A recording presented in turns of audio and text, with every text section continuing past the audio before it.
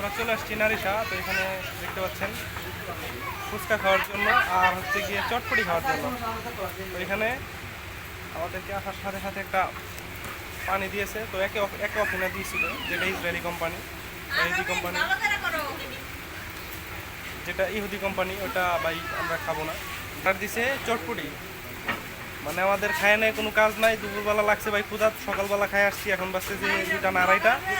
তো এখন আসছি, এখন খাবো হইতেছে গিয়ে চটপটি, যেটা ভাই মানে মানুষ বলে যে 3 দিন 4 দিনকার টক